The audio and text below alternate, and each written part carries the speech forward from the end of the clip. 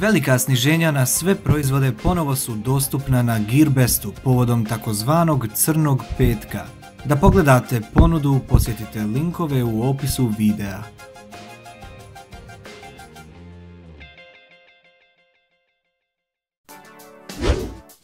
Ko te voli, Iba? Šta te voli? Ko te voli? Kompla, brate, reci im.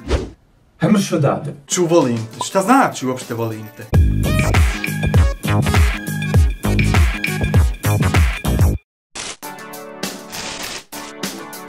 Otkako smo rođeni, naučeni smo da nas ko fol neko voli. I da mi nekog volimo. Ili da ćemo ga kasnije voliti. Ja nisam uopšte znao šta znači volim te dok nisam dobio dijete. Mislim, nisam ga ja dobio, žena ga je dobila. Ali ja sam ga pravio. Sad jako bi vas sposoban. Od početka te vole mama i baba.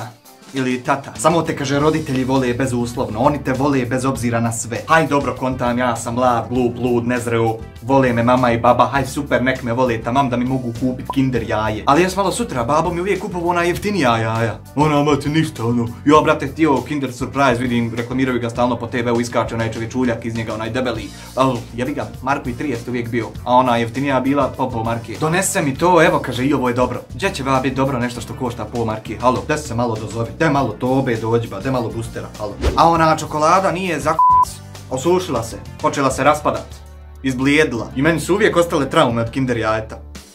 Počnem se trest kad vidim Kinder jaje. Sjetim se teških vremena. Nemojte snimat. Otac štedi pare, haj malo sam ja to iskonto prihvatio, šta ćeš, jebi ga, nema veze.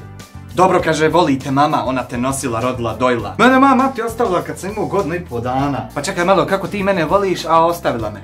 Ja bi prije mogao shvatiti kvantnu mehaniku nego kako roditelj može ostaviti svoje dijete. Zbog toga ja nešto slabo vjerujem u volim te. Nemoj me ba volit, nabit ćete nogom. Znači, kad te je rođena mati može ostaviti kad ti je, znači, hajmo eto reći, najvažnija žena na svijetu. Što onda ja, brate, da očekujemo drugih žena? Šta? Znači, ja sam imao iskustvo da mi poljulja vjeru u ljubav, sam se sreo sa jednom knjigom koja ti kaže poljulja moral u tebi i preispita ga.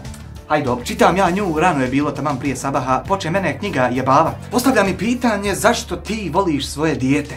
Nemoj me nervirat, joj u meni huja skače, nemoj me jebavat, nemoj sad uzmim, zapalim knjigu. Čutiš mene pita zašto ja volim. Haj, čitam ja dalje, nemam šta pametnije radit. Renderovo, klip editovo, uploadovo, žena i dijete spavaju pola 4 ujutro. Ne znam, kuću sa svom, hajde čitam.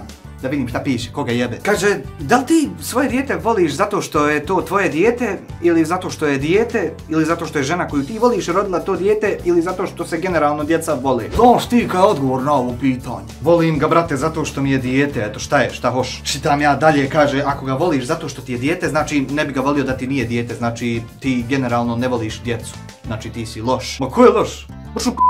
Uglavnom sviđa mi se zaključak te knjige što se tiče morala, jer kaže da od morala kreće sve. Bez morala ti ne možeš nekog volit. Ne možeš ti, brate, biti nemoralan i volit nekog. Ne ide zajedno. Kaže da to ovisi od mnogo faktora na koje ljudi uglavnom ne mogu utjecati. Zavisi ponajviše od mentalnog i tjelesnog sklopa, zavisi od genetike, zavisi od inteligencije, zavisi od moždanih ćelija, brate, ne znam. Da li ti je to sve dovoljno kvalitetno i zdravo u tebi da ti proizvede osjećaj, prirodni osjećaj ljubavi kod ljudi koji ti eto, hajmo reći, znači. Ili generalno kod svih ljudi. Možda ljudi kažu, ja volim sve ljude.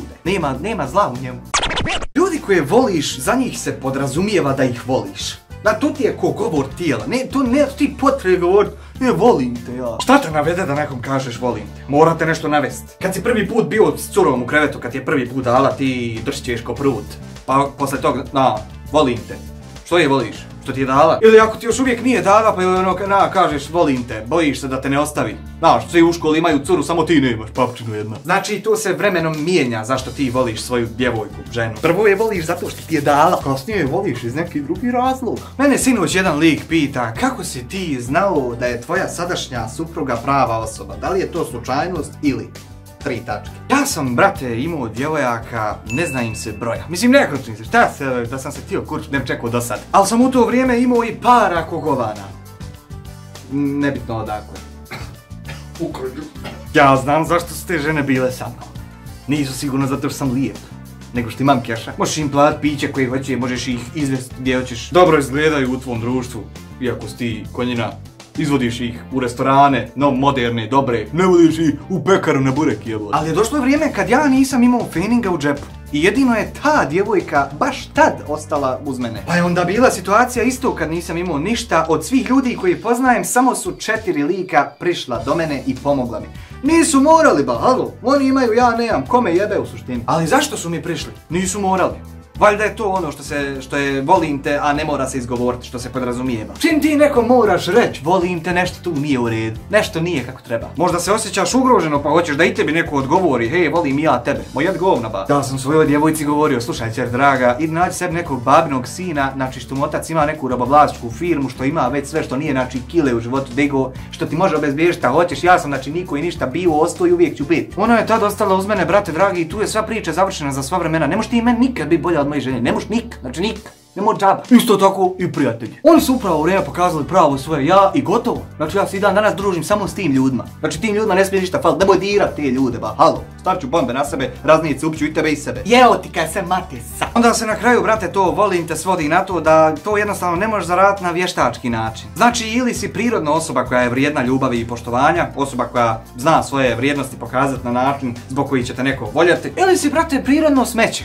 Znači prirodno rođen sa poremećenim genima, pun narcisoidnosti, egoizma, arogancije. Misliš da si superioran na drugim ljudima samo zato što imaš više para, bolje auto, bolje izgledaš, bolje se oblačiš, živiš u gradu, a ne na selu, vjeruješ u nekog određenog boga ili ne vjeruješ ni u jednog, pa zbog tih nekih stvari misliš da si bolji.